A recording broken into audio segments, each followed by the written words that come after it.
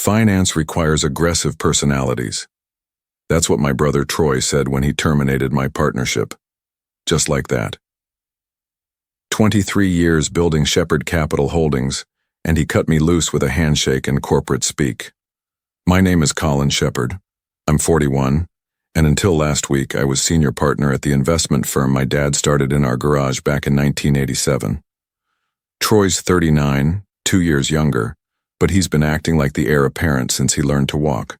Dad always said Troy had the killer instinct for high finance. Me?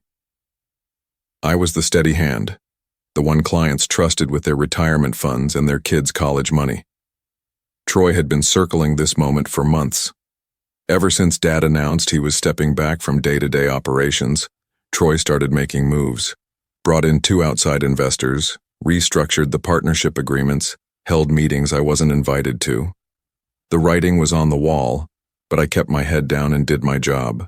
23 years of client relationships don't just disappear because your little brother gets ambitious.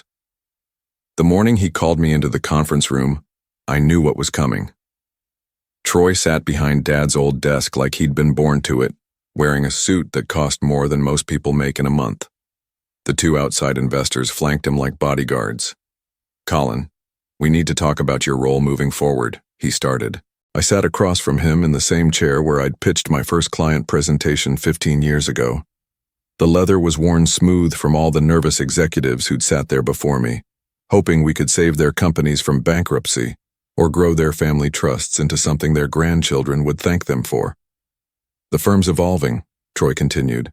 "We're moving into more aggressive investment strategies, cryptocurrency portfolios, high-yield derivatives, venture capital partnerships, the kind of plays that require a certain mindset." He paused, watching my face for a reaction. I didn't give him one. "You're brilliant with the conservative clients, Colin, but that's yesterday's market. Today's wealth builders want growth, not safety." I knew where this was heading, but I let him finish his speech. 23 years of partnership, and he couldn't even give me the courtesy of honesty. He had to dress it up in business jargon and market analysis. When he finally got to the point about terminating my role, I stood up and extended my hand. "I understand," I said. "Aggression can be effective." Troy shook my hand, probably expecting a fight or at least some pushback. Instead, I walked out of that conference room and started making phone calls. He had no idea what he'd just unleashed. Building Shepherd Capital wasn't just my career, it was my life. Dad started the firm when I was 18, fresh out of high school and hungry to prove myself. While Troy was off playing lacrosse at some private college, I was learning the business from the ground up, filing paperwork, cold calling prospects, driving Dad to client meetings in his beat-up Honda. By the time Troy graduated and joined the firm, I'd already established relationships with half our client base. Doctors who trusted me with their malpractice settlements, lawyers who let me manage their retirement accounts, 3 old Boston families whose wealth went back to the shipping industry in the 1800s. These weren't flashy tech entrepreneurs looking for the next big score. They were people who valued consistency, integrity, and the kind of returns that compounded quietly over decades. Troy always saw that as a limitation. "We're leaving money on the table, Colin," he'd say whenever I'd recommend a conservative municipal bond over some venture capital scheme. "These trust fund babies have millions just sitting in savings accounts. We could triple their wealth in 5 years with the right aggressive strategy." But I knew our clients. Dr. Patricia Wynn didn't want to triple her wealth in 5 years. She wanted to know her retirement was secure and her daughter's medical school tuition was covered. The Blackwood Family Trust wasn't looking for explosive growth. They wanted preservation of capital that had survived the Great Depression, 2 world wars, and the 2008 financial crisis. That's where Troy and I differed. He saw dollar signs and growth percentages. I saw people. The cracks started showing about 6 months ago. Troy began scheduling client meetings without me, pitching new investment strategies that made me nervous.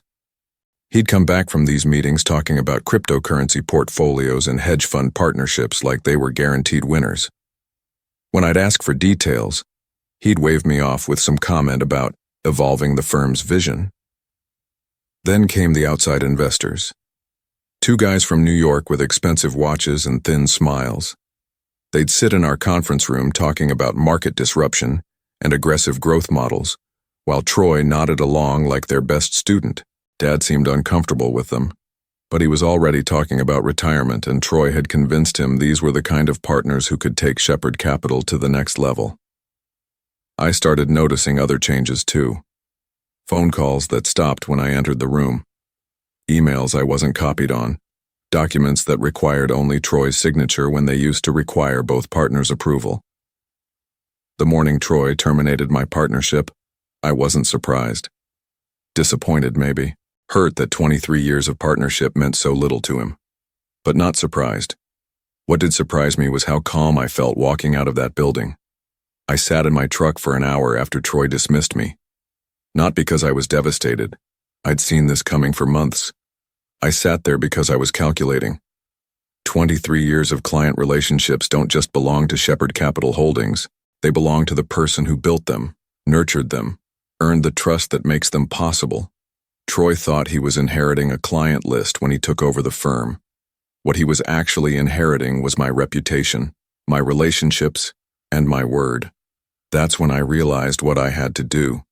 3 months earlier, during one of my routine reviews of our partnership agreements, I'd noticed something interesting, a clause buried deep in the limited partner documentation that gave certain high-value clients the right to redirect their investments immediately upon any change in senior management.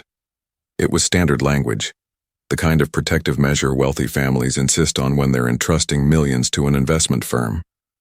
Troy hadn't bothered reading the fine print. Neither had his New York investors. They were too busy planning their aggressive growth strategies to worry about contract details. I pulled out my phone and started scrolling through my contacts. Dr. Wynn, attorney Harrison Black from the Blackwood Family Trust. Margaret Foster, who managed the Pemberton estate. 6 families who represented over $87 million in managed assets.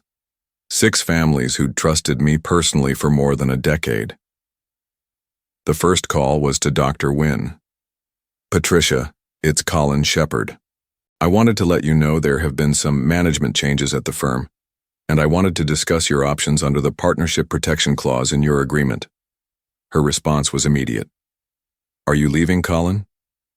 I've been asked to step down from my partnership role. Then so am I. What do you need me to do? The conversation lasted 10 minutes. By the end, she'd agreed to transfer her entire portfolio, $12 million, to whatever firm I established next. The second call was to Harrison Black. Similar conversation, similar outcome. $15 million in trust assets, ready to move. By the time I drove home that evening, I'd made 6 phone calls and secured commitments for $87 million in transferred assets. Not bad for an afternoon's work. The beautiful part was Troy's timing. He'd terminated my partnership on a Friday afternoon, probably planning to announce his new vision for the firm on Monday morning. What he didn't realize was that gave me an entire weekend to execute the client notifications required by the partnership protection clauses. By Monday morning, Shepherd Capital Holdings would wake up to a very different reality. I started the truck and drove home to my wife, Julia. She was in the kitchen when I walked in, and she took one look at my face and knew something had changed. How bad? She asked. Actually, I said, I think it might be very good. Monday morning arrived with the kind of crisp October air that makes Boston feel alive. I was up at 5 a.m. drinking coffee and reviewing the legal documents I'd been preparing for months. By 7 a.m., I was already at the office of Patterson & Associates, the law firm that had helped me incorporate Shepherd Advisory Group 2 months earlier. The paperwork was simple. 6 asset transfer requests, each one perfectly legal under the partnership protection clauses Troy had never bothered to understand. $87 million moving from Shepherd Capital Holdings to my new firm before Troy even opened his office. I was back home by 9 a.m. when my phone started ringing. Colin, what the hell did you do? Troy's voice was tight with panic. I exercised my client's contractual rights, I said. Something you might want to familiarize yourself with. You can't just steal our clients. I didn't steal anything. I simply informed them of their options under the management change provisions in their agreements. They made their own decisions. The line went quiet for a long moment. When Troy spoke again, his voice had changed. Gone was the panic, replaced by something colder. You think you're clever, Colin, but you've made a serious mistake. Those clients signed contracts with Shepherd Capital Holdings. We have legal grounds to block any transfers. Actually, you don't. I wrote most of those contracts, remember? I made sure the protection clauses were ironclad. We'll see about that. I'm calling our lawyers. The call ended, and I knew Troy was about to make his first real mistake as managing partner. Within an hour, he'd be sitting across from expensive attorneys trying to find some way to claw back the clients he'd just lost. He'd spend thousands on legal fees, waste time he didn't have, and ultimately discover what I already knew. The contracts were bulletproof. But Troy's real problem wasn't legal. It was mathematical. Shepherd Capital operated on a management fee structure. We earned 1.5% annually on all managed assets, plus performance bonuses on successful investments. With $87 million walking out the door, Troy had just lost over $1 million in annual revenue. The two outside investors who'd backed his takeover weren't going to be happy about that. My phone rang again around noon. This time it wasn't Troy. Colin, this is Gerald. My father's voice was carefully neutral, but I could hear the tension underneath. Dad, we need to talk. Can you come to the office? I don't think that's a good idea. Troy made his position pretty clear on Friday. Troy isn't running this conversation. I am. I drove to the office wondering what kind of reception I'd get. The Shepherd Capital Holdings building was a converted brownstone in Boston's financial district, the kind of understated elegance that old money clients preferred to flashy glass towers. I'd helped Dad choose this location 15 years ago, back when we were moving out of the garage and into our first real office space.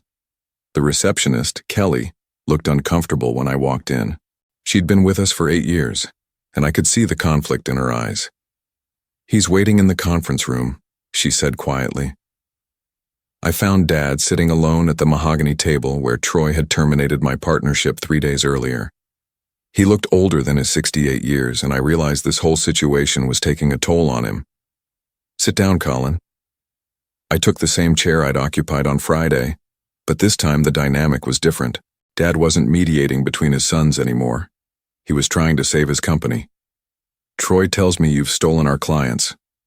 Troy tells you a lot of things. The question is whether you believe them. Dad studied my face for a long moment. What did you do? I gave 6 clients the information they needed to make informed decisions about their investments. Information Troy should have provided when he announced the management changes. And they all chose to leave. They all chose to follow me. Dad leaned back in his chair, and for the first time in months he looked like the man who'd built this company from nothing. Tell me about these protection clauses, he said. I pulled out a folder I'd brought with me. Inside were copies of the 6 contracts that had just cost Troy $87 million. Page 4, Section 12, I said, sliding Dr. Wynn's contract across the table. Standard wealth protection language that every high net worth client insists on. In the event of a change in senior management, limited partners have the right to immediate asset reallocation without penalty. Dad put on his reading glasses and studied the document. I watched his face as he absorbed the implications. You wrote this clause into every major contract? Every one. You taught me to protect our clients' interests, Dad. This is what protection looks like. He closed the folder and looked at me with something that might have been respect. Troy doesn't know about these clauses, does he? Troy doesn't read contracts. He signs them and moves on to the next deal. But you've been planning this for months. I've been preparing for this possibility since Troy brought in the outside investors.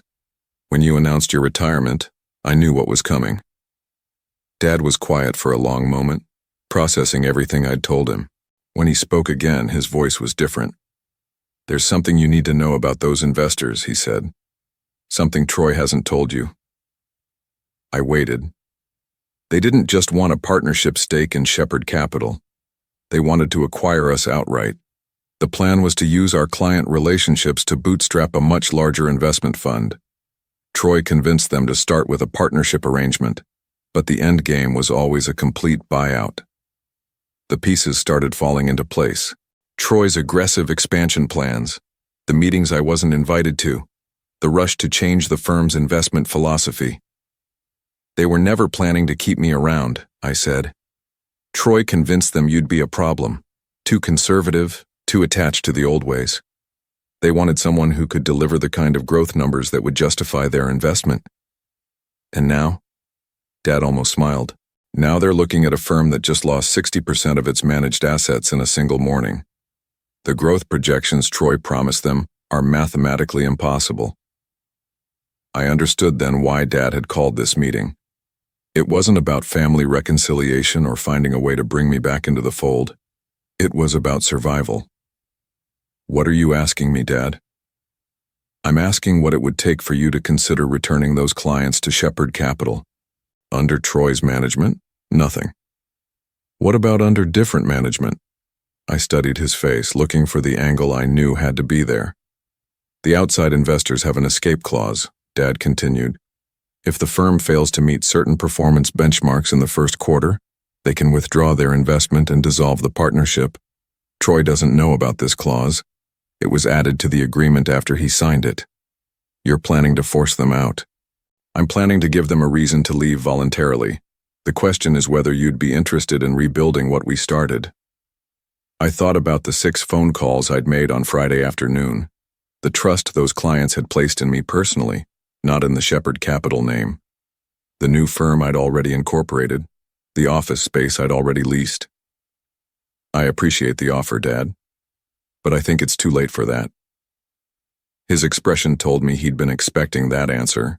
Then I guess we'll see what happens next. The call came at 6 a.m. Tuesday morning. Margaret Foster, who managed the Pemberton estate, was on the line.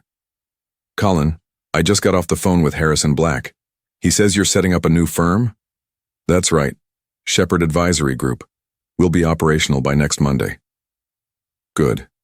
The Pemberton trustees met yesterday evening. We're ready to transfer the full portfolio, $28 million. But we have a request. I waited. We'd like you to consider taking on additional clients. We've been talking to some other Boston families who are concerned about changes in their current wealth management arrangements. That was how I learned about Troy's weekend. While I'd been setting up my new firm, he'd been making desperate phone calls to every major client, trying to convince them to stay with Shepherd Capital. His pitch had been aggressive, promising returns that bordered on impossible, and dismissing their concerns about the management changes. The old money families of Boston don't respond well to aggressive sales tactics. By Tuesday afternoon, I had inquiries from 4 additional families representing another $43 million in managed assets. Word was spreading through the quiet networks that connect Boston's wealth management community. Wednesday brought a different kind of call. Colin Shepherd? Speaking. This is David Morrison from Morrison & Associates. We represent Shepherd Capital Holdings. We need to discuss your recent client solicitation activities. I'd been expecting this call since Monday. I haven't solicited anyone, Mr. Morrison. I've simply responded to inquiries from former clients.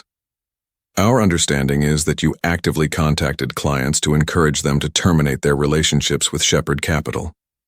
Your understanding is incorrect. I contacted clients to inform them of their contractual rights under existing partnership protection clauses. Nothing more. We have documentation suggesting otherwise. Then you should review that documentation with someone who understands contract law. I'll be happy to provide copies of all relevant communications if you'd like to pursue this legally. The call ended quickly after that. Troy was grasping at straws, trying to find some legal angle that would force his clients back. But contracts are contracts, and I'd written good ones. Thursday morning brought news that changed everything. Kelly, the receptionist at Shepherd Capital, called me at home. Colin, I probably shouldn't be telling you this, but I thought you should know. The 2 investors came in yesterday. They were in Dad's office for 3 hours. When they left, Troy looked like someone had died. What happened? I don't know exactly, but I heard raised voices. And this morning, Troy's been on the phone with headhunters. I think he's looking for a new job. I thanked Kelly and hung up, then sat at my kitchen table trying to piece together what had happened. The investors had probably run the numbers and realized their aggressive growth projections were impossible without the clients I'd taken. They were cutting their losses and getting out. That afternoon, I got a call that confirmed my suspicions. "Colin, it's your father. Can we meet?" We met at a coffee shop in Harvard Square, neutral territory away from the office. "The investors are out," Dad said without preamble. "They invoked their escape clause this morning." "And Troy?" "Troy is trying to salvage what's left, but without their backing, he doesn't have the capital to pursue the aggressive strategies he promised. He's essentially running a firm with 30% of its original client base and no growth prospects. What are you going to do?" Dad stirred his coffee slowly, thinking. "I'm going to make you an offer. One last time." Friday morning, exactly 1 week after Troy terminated my partnership, I was sitting in my new office overlooking Boston Harbor when my assistant knocked on the door. "Mr. Shepard, there's someone here to see you. Says his name is Troy." I found my brother in the reception area, looking like he hadn't slept in days. His expensive suit was wrinkled, his tie askew. The confidence he'd radiated a week earlier was gone. "Colin, we need to talk." I led him into my office, noting how he took in the harbor view, the mahogany desk, the client photos already hanging on the walls. Shepard Advisory Group looked more successful in its first week than Shepard Capital had in its last year. "Nice setup," he said, but there was no admiration in his voice. "What can I do for you, Troy?" He sat down heavily in the chair across from my desk. "I need those clients back." "Which clients would those be?" "Don't play games with me, Colin. You know exactly which clients, the Winns, the Blackwoods, the Pembertons. All of them. Those clients made their own decisions based on information they were contractually entitled to receive. The investors pulled out yesterday. Without them, I can't cover the overhead. The firm's hemorrhaging money." I studied my brother's face, seeing something I'd never seen there before. Genuine fear. "What exactly are you asking me to do?" "I'm asking you to come back. As senior partner, we can rebuild this thing together." "Under whose management?" Troy's jaw tightened. "Mine. I'm managing partner now." "Then you have everything you wanted. I don't see the problem." "The problem is I can't run a firm without clients, and the clients followed you." I leaned back in my chair, letting the silence stretch between us. Through the window I could see the harbor where Boston's merchant families had built their fortunes 2 centuries ago. Old money, patient money, the kind that valued relationships over quick profits. "You terminated my partnership because you said finance requires aggressive personalities," I said finally. "You were right about that. So you'll consider coming back?" "No, Troy. I'm saying you're about to discover just how aggressive I can be." The Shepard Capital Holdings building went up for sale the following month. Troy tried to keep the firm running with the remaining clients, but the numbers didn't work. Without the steady revenue from long-term wealth management contracts, he couldn't cover the overhead of a financial district office and a full staff. Dad called me when Troy finally admitted defeat. "He's shutting it down," Dad said. 25 years, and it's over." "I'm sorry it came to this." "Are you?" I thought about that question.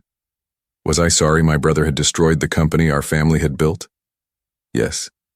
Was I sorry he'd learned that actions have consequences? No. "I'm sorry Troy couldn't see past his own ambition," I said finally. "What about you? Any regrets?" I looked around my office at Shepard Advisory Group. 6 months after opening, we were managing over $130 million in assets. 3 of the senior staff from Shepard Capital had joined us, along with 2 junior analysts who'd been frustrated by Troy's erratic management style. We'd outgrown our initial office space and were planning to move to larger quarters in the spring. "No regrets, Dad. This is what I should have done years ago." 2 weeks later, I got a package in the mail with no return address. Inside was a photo from the Shepard Capital Holdings Christmas party 3 years earlier. Troy and I were standing together behind Dad, all 3 of us smiling at the camera. On the back, someone had written, "Before it all went wrong." I studied that photo for a long time, remembering the man Troy used to be before ambition corrupted his judgment. Then I filed it away in my desk drawer. Some bridges once burned can't be rebuilt, but sometimes that's exactly what needs to happen. The past was behind me now, and the future looked remarkably clear. Building something with integrity takes time, but destroying it with arrogance happens remarkably fast.